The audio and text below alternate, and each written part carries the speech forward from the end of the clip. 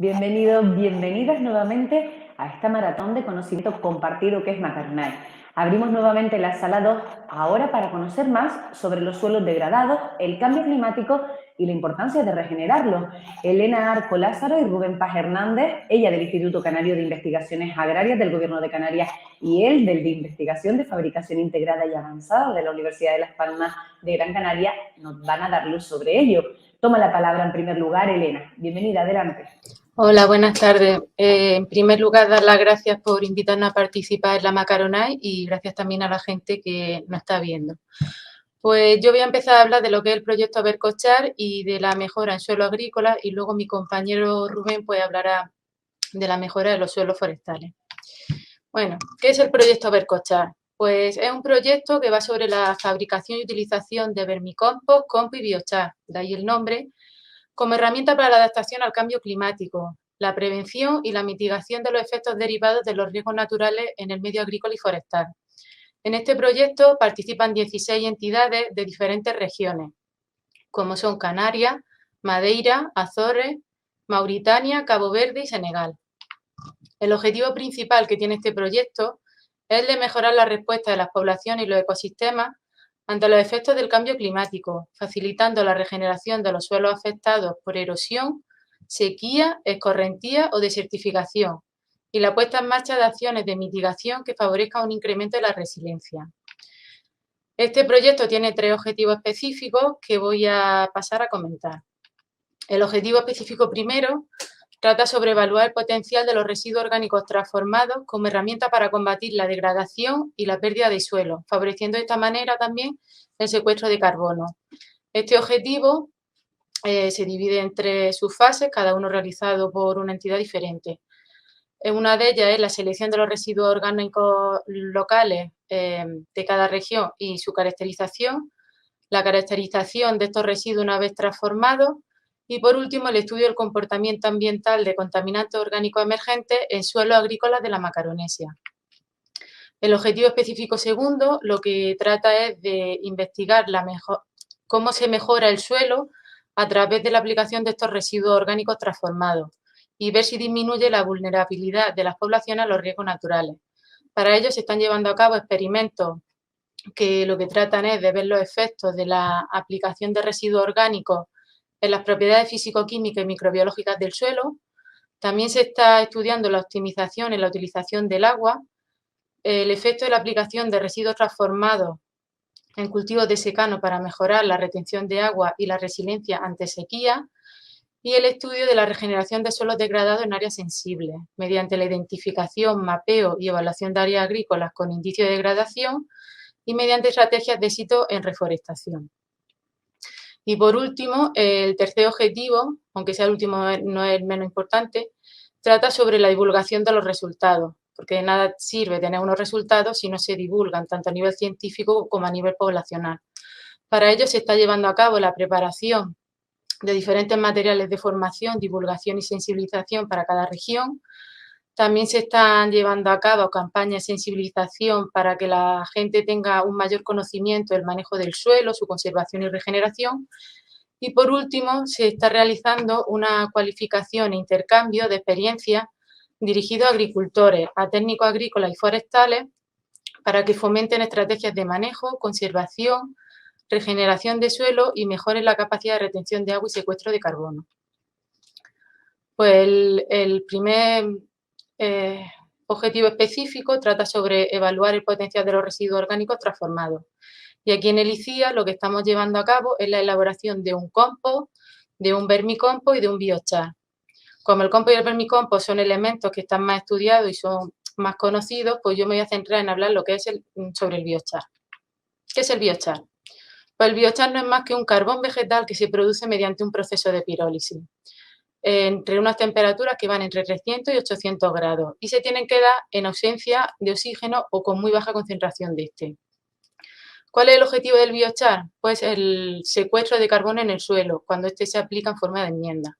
Y además el proceso de obtención de biochar tiene que ser un proceso sostenible a todos los niveles.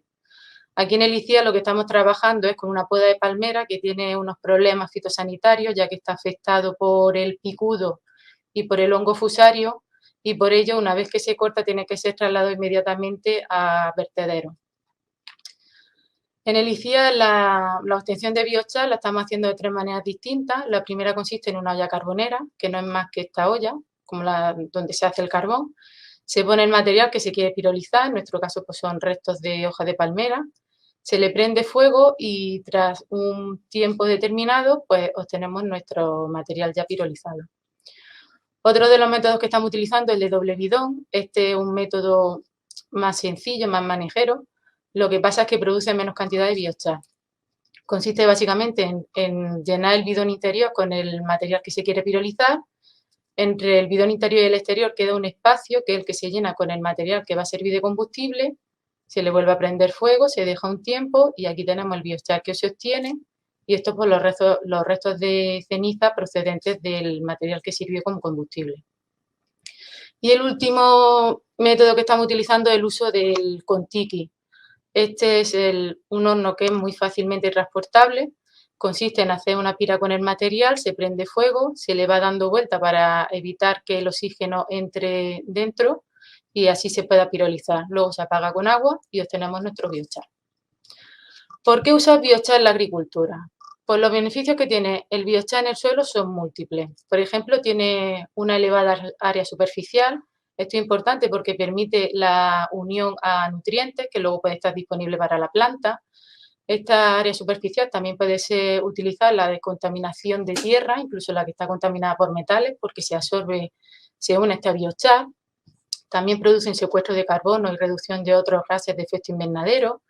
Aumenta la materia orgánica en el suelo, su capacidad de intercambio catiónico, regula el pH, incrementa la actividad biológica, ya que el biochar actúa como casa donde los microorganismos pueden crecer y reproducirse. También absorbe el agua y los nutrientes, actúa como una esponja, lo absorbe y lo retiene y evita que se lisibien, que se pierdan en el perfil del suelo y así puedan estar disponibles para las plantas. Respecto al segundo objetivo específico de estudiar la mejora del suelo y su conservación a través de la aplicación de estos residuos orgánicos transformados, pues las experiencias del ICIA, como he comentado anteriormente, van encaminadas a la mejora del suelo agrícola y para ello pues, hemos realizado diferentes experimentos. Por ejemplo, uno fue el cultivo de lechuga en el que en presencia de biochar. Aquí lo que se quería comprobar era si el biochar tenía una capacidad de retención hídrica del suelo. Otro de los experimentos que se ha llevado a cabo es el cultivo de rábano en presencia de un biochar que se precargó con nutrientes para que actuara a modo de fertilizante.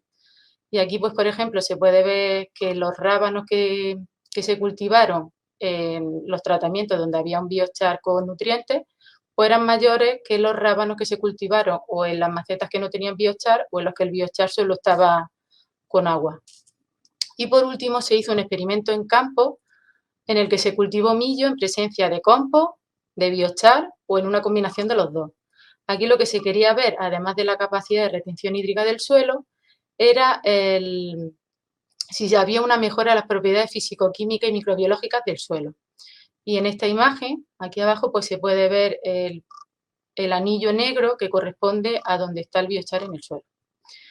Y bueno, ya por último, pues le dejo con mi compañero Rubén, que él trabaja específicamente en la mejora de la reforestación y dentro de ese proyecto y nada, le dejo con él. Buenas tardes a todos, yo soy Rubén Paz, profesor del Departamento de Ingeniería Mecánica de la Universidad de Las Palmas e investigador del Grupo de Investigación en Fabricación Integrada y Avanzada. Y como bien decía la compañera Elena, pues yo me voy a centrar en la parte que lleva mi grupo, que es básicamente la mejora de suelos forestales, principalmente a través del desarrollo de retenedores de agua. Un poco para poner en contexto, a la hora de reforestar zonas con pocos recursos hídricos, pocas lluvias y demás, se suele recurrir al uso de retenedores de agua, como el que ven a la derecha, que es uno comercial y un referente. Esos retenedores de agua, básicamente, lo que se hace es que se entierran junto con una semilla o con un retoño de la planta que se va a plantar y se llenan de agua y a través de una mecha por capilaridad o bien a través de una filtración controlada, lo que es una permeabilidad controlada, se va dosificando el agua lentamente a la planta en esos primeros meses de vida que son los más críticos. Aquí a la derecha puede ver un ejemplo de un retenedor comercial que se ha plantado en nuestras cumbres. En este caso es un retenedor hecho con materiales biodegradables, es decir, que cuando ya pasa la etapa crítica de la planta, ese material se biodegrada en el suelo sin mayor consecuencia. Pues bien, en nuestro grupo de investigación tenemos una amplia experiencia en lo que es el aprovechamiento de residuos de distintas especies de vegetales y principalmente del plátano. Uno de los residuos que más aprovechamos pues, es lo que es el pseudotallo. Cuando se corta la piña de plátanos y se recolecta la fruta, queda este pseudotallo en la plantación en forma de residuo sin un interés particular, ¿no? Un residuo al final. Entonces lo que hemos propuesto es recolectar esos residuos, esos pseudotallos, obtener las hojas que conforman ese pseudotallo y esas hojas se someten a un proceso de extracción a través de una máquina que hemos desarrollado para obtener fibra de platanera. ¿Qué ocurre? Que en ese proceso de extracción se genera una serie de residuos y de ahí surgió la idea o uno de los objetivos específicos del proyecto, que es tratar de usar esos residuos vegetales del proceso de extracción de fibra para fabricar retenedores de agua. Es decir, en los comerciales, algunos comerciales que hay actualmente se fabrican mediante pulpa de celulosa, es decir, papel reciclado, pues en este caso intentamos hacer algo parecido, pero con ese residuo del proceso de extracción de fibra. ¿Qué hemos hecho hasta ahora en este proyecto, en este objetivo específico? Pues lo que es la acopio de materia prima, pruebas de procesabilidad con ese material, pruebas de impermeabilización, un poco de caracterización mecánica y ya por último estamos trabajando en lo que es el diseño de un prototipo de retenedor y molde. El acopio de materia prima básicamente es recolectar esos pseudotallos, hacerlos pasar, deshojarlos, hacer pasar esas hojas por esta máquina patentada que obtiene la fibra al final del proceso, y esto que ven, estas imágenes que indico aquí, son los residuos que se generan en ese proceso. Estos residuos, posteriormente los compactamos en un molde y formamos esta especie de discos que dejamos secar para su almacenamiento. Eso sería lo que es el acopio de materia prima, la materia prima principal. ¿Qué hemos hecho posteriormente? Pruebas de procesabilidad, es decir, ver cómo tratar este residuo anterior para darle forma de retenedor de agua. Entonces lo que hemos hecho fue fabricar básicamente un primer molde de PVC con forma de bandeja, como ven en la pantalla, y hacer distintas pruebas. ¿En qué consisten las pruebas principalmente? En coger esos discos, triturarlos con agua, se forma una pulpa y esa pulpa se compacta dentro de un molde para conseguir una geometría tal que así, como una bandeja. ¿Qué ocurre? Esa pulpa tiene agua. Cuando se seca pierde el agua y se contrae y se generan fisuras que no nos interesan porque lo que queremos es que esto sea impermeable, es decir, retener el agua. ¿Qué estamos haciendo para intentar solucionar esto? Pues básicamente añadir un aglomerante, principalmente estamos trabajando con almidón, y el almidón lo que hace es que ayuda a aglomerar más la fibra y también a la vez hace que en el caso de que haya una filtración de agua, el almidón se hincha y ayuda a retener. Sin embargo, esta opción no es... Bueno, se han hecho otras pruebas también triturando con un proceso un poco más industrial la pulpa y con almidón, distintas pruebas, e incluso también con vacío. Es decir, en el proceso de fabricación de los retenedores comerciales, normalmente lo que se hace es que se aspira esa pulpa con vacío en un molde, es decir, imagínense que aquí se añade una capa de pulpa y después eso se compacta. Esas pruebas las hemos hecho también con esta pulpa diferente, ¿no? Pulpa de platanera, pero no funciona del todo bien. Entonces, por así decirlo, el vacío no aporta una mejoría al proceso. Es decir, que la clave es introducir la pulpa en un molde y compactar. Como quería decirles antes, estas bandejas que ven aquí, lo que estamos consiguiendo hasta la fecha, no consiguen retener de todo el agua, no son impermeables. Entonces, lo que estamos haciendo es barajar distintos tipos de impermeabilizantes naturales, como puede ser la cera de abeja, que se aplican en la superficie a modo de barniz, se funde la cera y se aplica con un pincel y se ve que efectivamente impermeabiliza. En estas dos imágenes que ven aquí, esta columna corresponde a, esto es una huevera tal cual que es permeable. Esta columna se trató con cera de abeja, se le aplica el agua y a la derecha, al cabo de un tiempo, pues se ve que el agua permanece. En esta otra fila se aplicó agua normal y se ve a la derecha como el agua se filtra, se vacía y se va filtrando por todo todo el cartón, ¿no? ¿Qué problema tiene? Es decir, hemos visto que la cera funciona, pero hay un problema, que es que cuando se seca aparecen grietas y esas grietas pueden hacer que su vida útil se acorte. Y nos interesa en este caso hacer retenedores que se puedan incluso recargar. Entonces estamos trabajando para intentar conseguir ese efecto de impermeabilizante, estamos trabajando con resina de pino, que es esto que ven aquí, que es conocido también como colofonia. En este caso pueden ver, bueno, el mismo ejemplo de antes, en este caso aplicado en estos dos de aquí, y también retiene el agua. Sin embargo, en los otros pues se ve cómo se va filtrando al resto del cartón. También, por otro lado, aparte de esas pruebas de impermeabilización, también hemos hecho caracterización mecánica. Aquí vemos una pieza previamente conformada a la cual se le han cortado varias probetas de flexión, como ven a la derecha, y se han ensayado mecánicamente, obteniendo pues las características mecánicas de este material. Y ya por último, para ir terminando, ahora mismo estamos trabajando en lo que es el diseño de un prototipo y los moldes necesarios para desarrollar ese prototipo. Por ejemplo, aquí ven un diseño.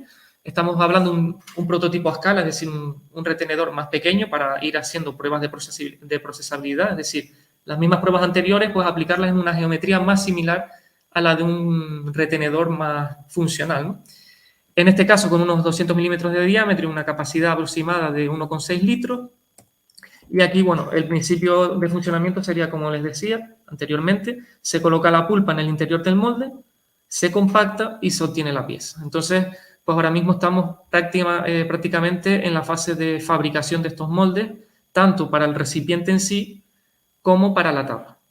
Y bueno, aquí algunas imágenes del proceso de fabricación que estamos programando para fabricar esos moldes.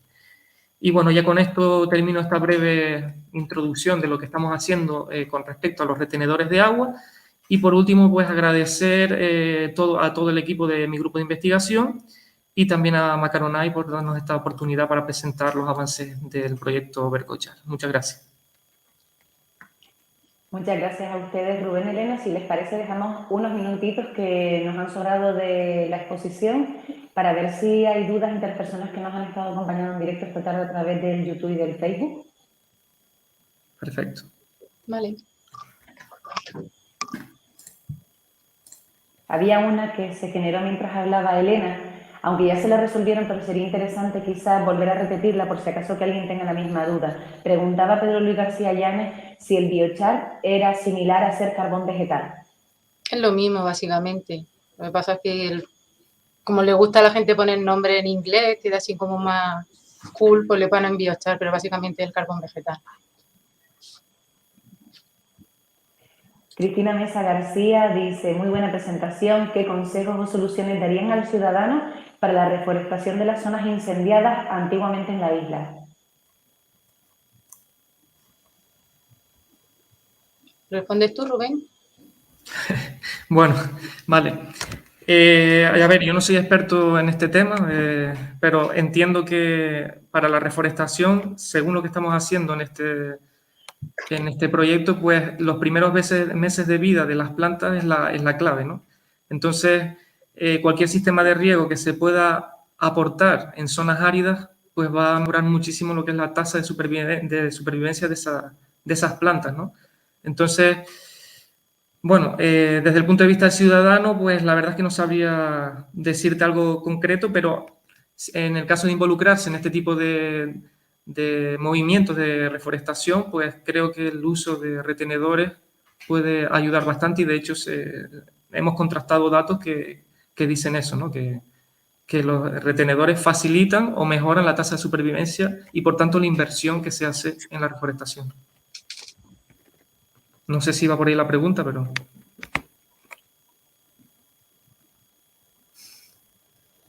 Lo dejamos aquí ya, si les parece, que se nos agotó el tiempo.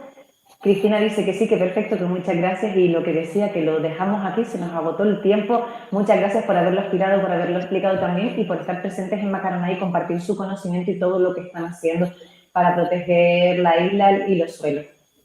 Vale, Muy gracias. bien, muchas gracias. Y hasta aquí llega este Macaronay 2021 en la sala 2.